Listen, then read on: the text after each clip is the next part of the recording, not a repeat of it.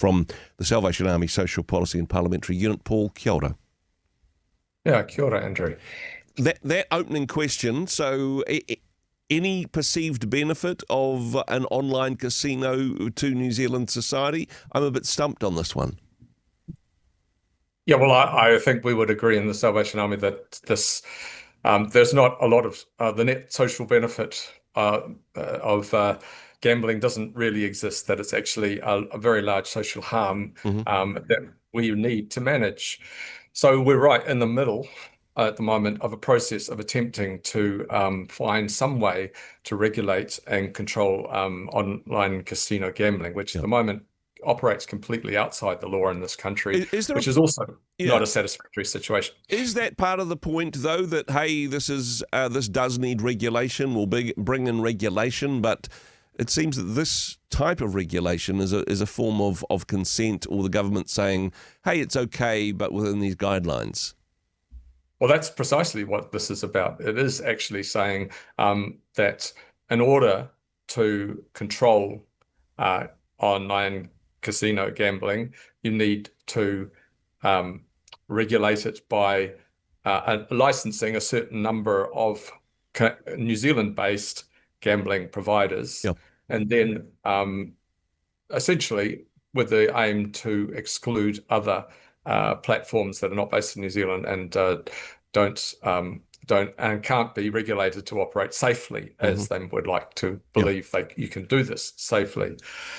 The proposal that's in Parliament at the moment, so it's a bill that's going through Parliament, so that was put together by the current government, is to enable up to 15 online casino gambling licenses in this country.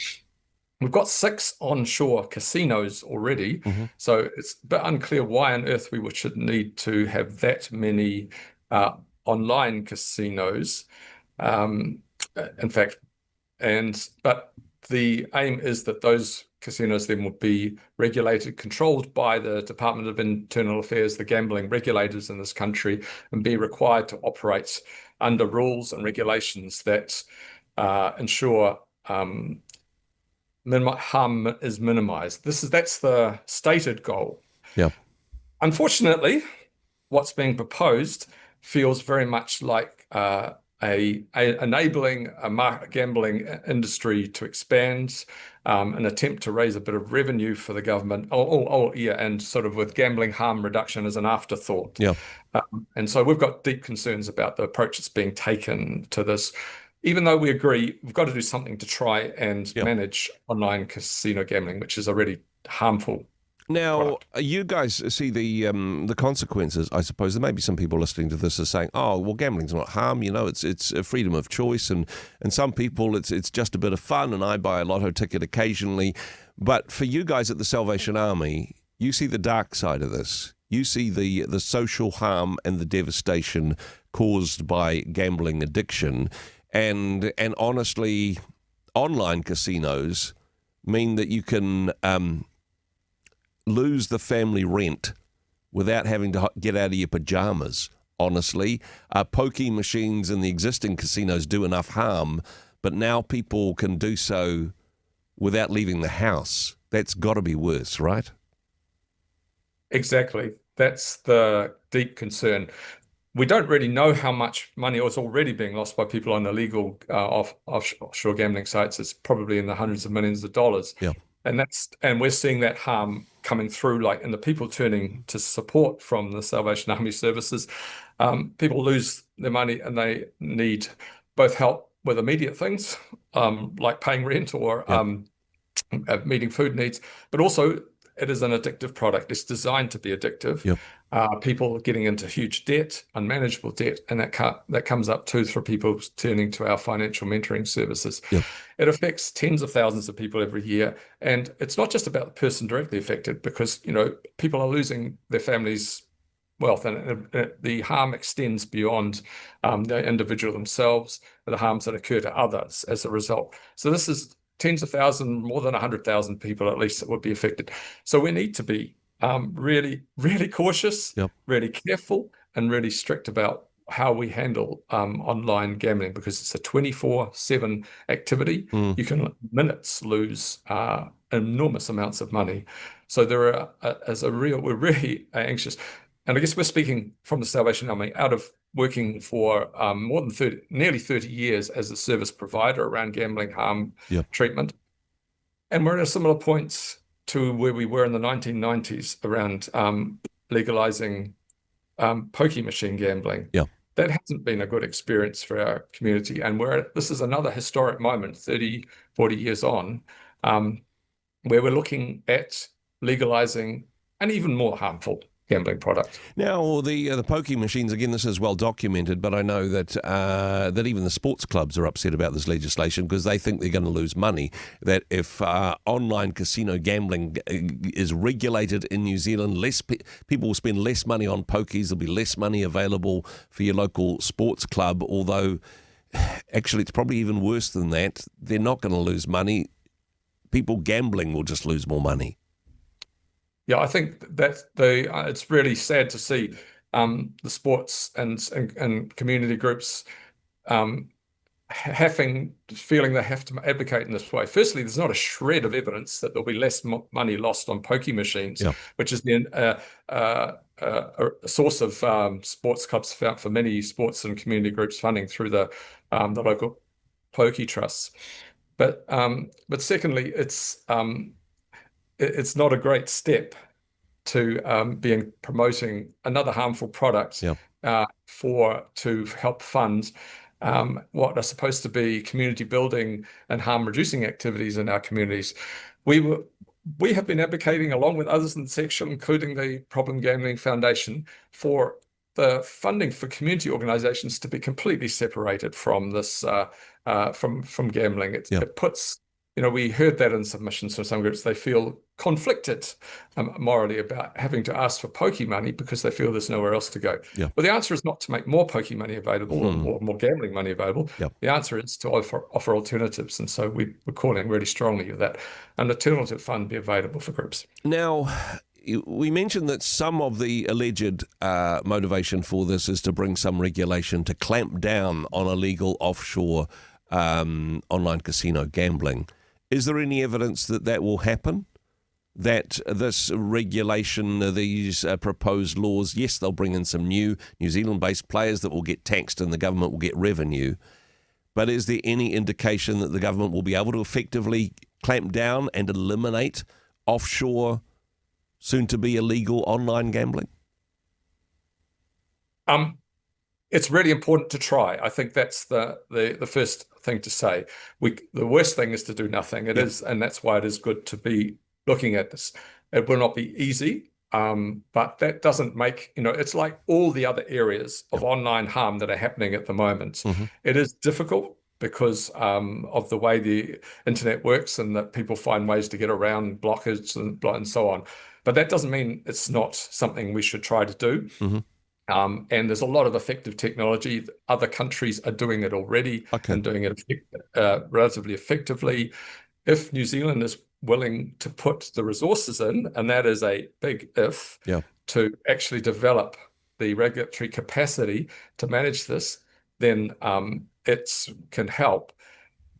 But we've got real concerns that the piece of legislation we're dealing with at the moment, it's being pushed through Parliament really quickly. Mm-hmm. And to develop the infrastructure to regulate and control, that takes time.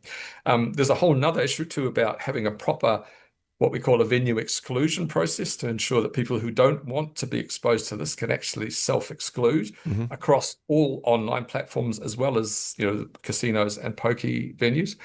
We've got a successful process operating already for land-based gambling. Yep. But we need to do that for online gambling, and that will be complex and need time and need to be done well, and we'll need resourcing as well. So it's not going to be cheap to control. But having said that, maybe this is the point. It's not going to be cheap, but this is, by its very design, a revenue-generating operation.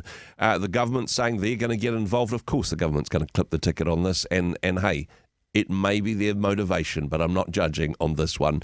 Is this the sort of thing where, if this is done well, that the money will be available for the right amount of regulation and technical support for people that are struggling in this area? Is this a way of at least going, hey, we're going to set up some safeguards in this, and we're going to get the gambling industry to pay for it. That seems a tad naive from my perspective, Paul. I think that's our issue right now, is that we're dealing with a very well-resourced industry that makes a lot of money out of exploiting people's addictions, essentially. Yeah. And we're really struggling to do the harm minimization, like I said at the start, coming back to put people at the center of this. Yeah. If we want to minimize the harm, the whole point of the gambling legislation we have currently is about prioritizing harm minimization, harm prevention. And that means if you do that, you think about things like advertising. If already there is a lot of online gambling, already research that's been done, and exposure of children to online advertising of gambling is quite striking. Yeah. That they already see stuff that they're probably not meant to see. Mm-hmm. I'm particularly thinking about the TAB and lotto advertising that's already done. Yep. Now, the bill would allow up to these 15 licenses, up to 5 adverts each. It would, in fact, lead to a deluge of advertising going on. So we're pushing really hard that if you're going to legalize it, don't let it be advertised. The word gets around, I'm afraid, anyway. Yeah. Why should the very minimum have like a plain package approach, like with tobacco advertising? We ban tobacco advertising. Yep. And that is a very effective way to reduce people's exposure to the harm of tobacco. We need the same approach in online gambling.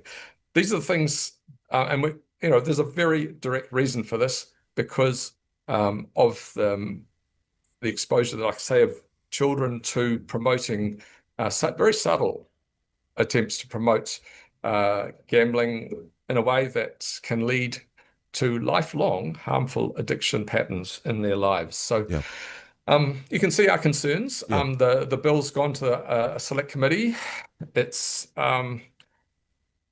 They've heard from us and from many others. I was just looking yesterday, and I see there's been over 5,000 submissions on this bill. So they've got a fair bit to work through. They're due to report back in mid-November.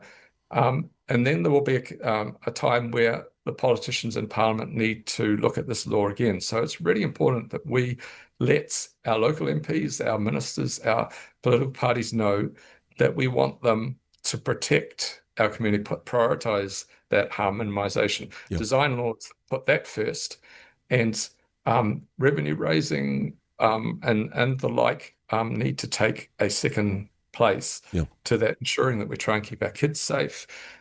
We've got to remember too that gambling has a really disproportionate impact. People lose money who can't afford to lose money. And the benefits, and for instance, if you just talk about poker gambling, we lose $1 billion a year. Only 300 million of that is returned in some way through the community grants process. So that looks like the worst possible investment on the planet. You pay $1 billion to get 300 million back. So do we really want to do that with online casino gambling? And I would be suggesting we probably don't. We want to see it as a product that needs to be really strictly and highly regulated, and thinking about the well-being. So please, we urge people to think about this issue, find out more, and try and understand what the picture is around us making our country safer for our children, for us all. Paul, really appreciate the work that you do and the research that you've done in this space. Such an important issue. Of course, salvationarmy.org.nz for more information about the work you do. Thanks so much for joining us today. Kia ora, thank you. Hey, thanks very much for joining us in the Rhema studio. Thanks very much for watching the interview.